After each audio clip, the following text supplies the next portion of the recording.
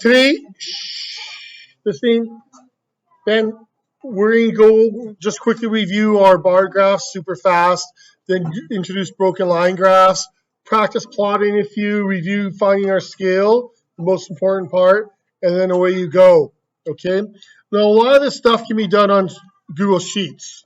So if you look at this right here, if I just made up some data for you, and I just have time and temperature. Now, you can also do a bar graph. For a bar graph, say you had pizza type, okay, and then you had your frequency, and so you could then plot it. So pizza type would be like pepperoni, maybe 18 if you like pepperoni, Hawaiian, maybe 10 you like Hawaiian, veggie, there's always a few. What's another type? Barbecue. And so, yeah, maybe those like 80 for doing that, okay? So if you just highlight this on Google Sheets and you find the bar graph and press bar graph, it'll make up any graph you want. So this one will be a pie chart. You could then do a bar graph. If you wanted a horizontal bar graph, you just click horizontal bar graph. If you wanted a broken line graph, you could do a broken line graph. Okay. Now this one would not be a good graph for a broken line graph. And that's because these individual items are not really related to each other, right?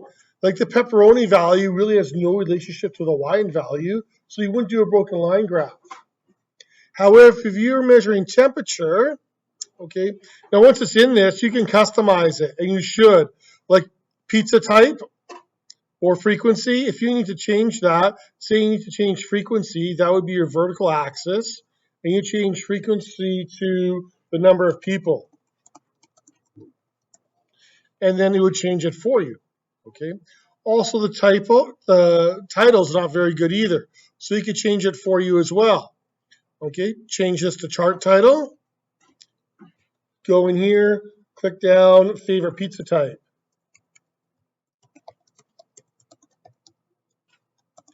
And then your chart changes, especially if you spell it right. It looks kind of nice, okay? So some people are doing that upstairs, okay? Just want to let you know, if you're ever doing a graph for science, this is the easiest way to do it. Okay?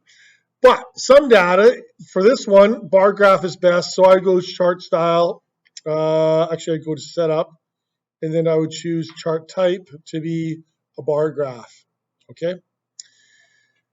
But that aside then, looking at here, some data like this one here, time and temperature, that would be best if I did a broken line graph, okay?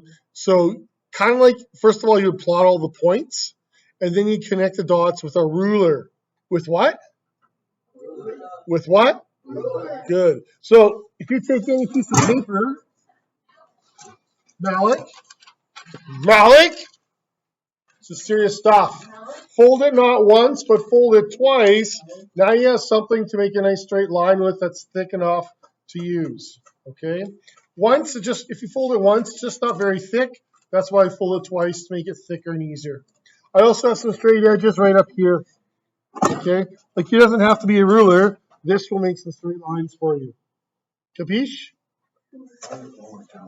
Okay. Now, after I have my scatter plot, I can make a broken line graph as well. These ones, you don't really see the change because it's a slow decrease. It's not going up or down too much. But I could change it. So I could change it as well. Maybe this would be 96. Whoops, 96. Maybe this is 25. And this here is 45. No, let's go 80.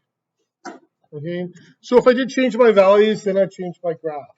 Okay, and you can see now the individual broken lines. Maddie, Paige, question? Okay, please make sure you're paying attention. Okay, however, I do have to always make sure I check a title. I check that my axes are both labeled. And what's in the brackets here? What's the arrow pointing to? The units. Units should be in brackets. Okay, time can be measured in many things. seconds, minutes, hours, days, weeks, months, years. So you want to make sure you tell me what you're measuring time in, as well as other items. Okay. Okay, going back to your assignment, this should be a horizontal bar graph. You guys should be done this or very close to being done it. Here's our skill builder that you're doing if you're done. So right here, we have a nice graph. When we're reading information off a graph, you're interpolating and extrapolating data. So if I want to know in 1981 how many cassette tapes were sold, I first of all look at my legend to find cassette tapes. Then I use a ruler and I draw, using a ruler, a straight line from 1981 up to the appropriate line. Okay, let's go with red instead. Okay, so I'll use a ruler all the way up, boom. Why is that doing that now?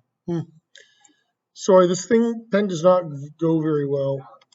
Yeah, Malik, thanks a lot. Here we go. This should work better. Okay, so I draw a line from 1981 straight up.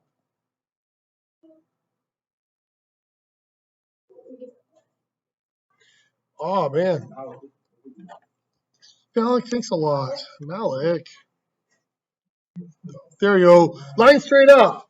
And then I draw another line. Once I reach my data point, I draw a line straight over. Okay? And so, looking over here now, the data point I'm looking for is in between 10 and 20. In fact, it's right in the middle. So that would then be 15 what? Dogs, cats, pigs, goats? 15 millions of units. So 15 what? Focus, man. Like, seriously, don't be screwing around. 15 million LPs were sold. Noah? Ditto. Cassette LPs? Sorry, cassette tapes. LPs are records. That's what I used to call them, long plays. Okay? It could go the other way as well. So say I wanted 55 million. So 55 million would be right here on this line. So I use my ruler and draw a straight line over until I reach the dot. That's the LP. And then when did this occur? Straight down. It occurred in 1981. A lot of the time you're using your eyeballs to make these lines, but you should be using a ruler. Okay. Then you can answer all these types of questions that are being asked.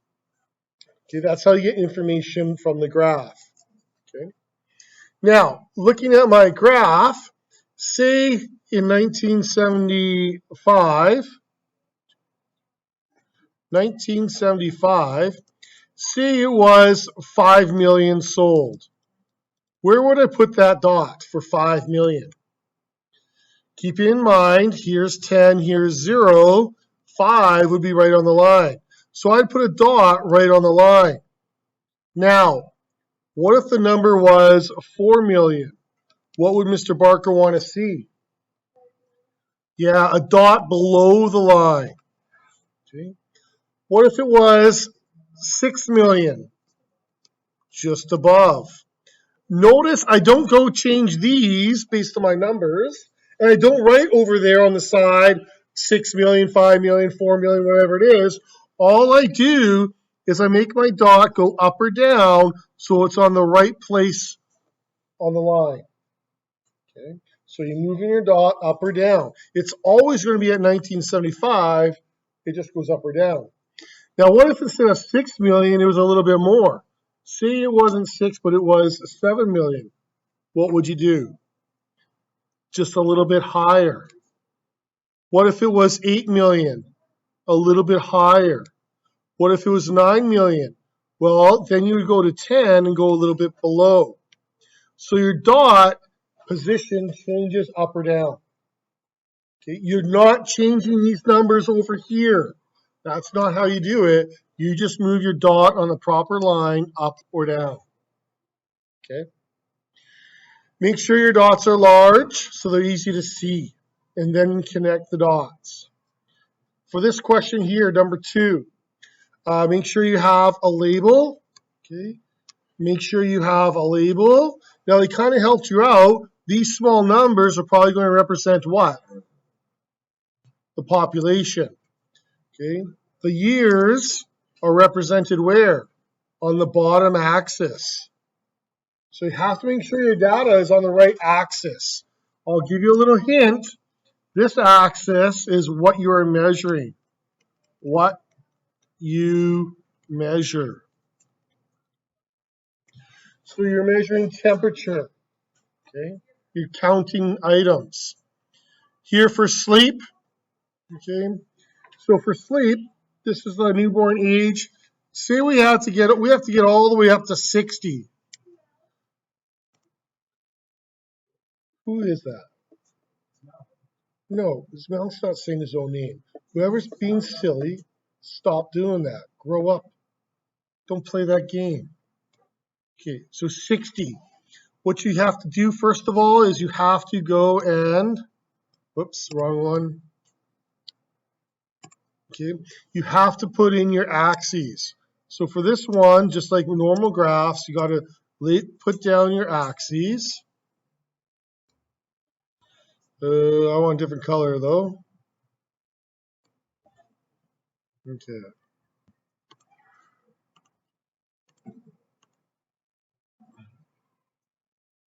And so first of all, you have to draw that. Now that's drawn, then you can come up with your sleep. The maximum hours for sleep is 19. And you count 1, 2, 3, 4, 5, 6, 7, 8, 9 squares. So 19 divided by 9. Go to your calculator. 19 divided by 9. 2.11. So I got to round up. What number should I go up by? 2.5 or 3. I don't mind 3s. You want to make sure your graph is over 50% of your grid. Okay? So I would then count up. What do you guys want to go up by? 3s or 2.5s? Okay, so 2.5, 5, 7.5, 10, 12.5, 15, 17.5, 20. Okay? So you'll notice that I didn't put a number on each line. You're welcome to, but what does it do? Just adds more busyness to your graph. But sometimes it's hard to plot your points without those numbers, so feel free to do so if you need to. In the other direction, maybe I should go up by 5s. 5, 10, 15, 20, 25, 30, 35, 40, 45, 50, 55, 60. So I got 60, that's my maximum number. But instead of just guessing though, what should I do? Count my squares. So I count 1, 2, 3, 4, 5, 6, 7, 8, 9, 10, 11, 12, 13, 14, 15, 16, 17. So I have 17 squares. 60 years is my top number. So then I can divide. 60 divided by 17. Whoops, I'm not sure what I did there. 60 divided by 17 equals 3.5. So I could go up by 4s. I decided to go up by 5s. I like 5s. Nice number, right? 5, 10, easy to count. Okay. Any questions there? This one a little bit harder. Okay. You want to plot temperature over on this side and months down on that side. Okay. For this is a double broken line graph. A double broken line. So when you have a double broken line, you have to make a legend. Blue dots for Sydney, red dots for Vancouver. Okay. You have to come up with a scale. You have to draw your grid lines on there. Okay. This graph will look something like this, right? Up. The reason why is because Vancouver in January is cold, but Sydney is hot because the sun's down there. It's in the south. And then in opposite, actually, well, December, same thing. Sydney is hot, Vancouver is cold. In the summer, Vancouver is hot, and what's Sydney? Cold. Okay. I hope you at least wrote this down. Don't get that wrong. Okay? So making a double broken line graph. Then you have some skill builders. You're going up to 10.7 today. 10.7. Pretty much everyone in the morning class got done, but they worked. Okay, a few of you are a little bit behind because you haven't been that efficient. Keep working, finish up to 10.7. Don't go ahead. Any questions? Lots of time to get it done, pitter patter.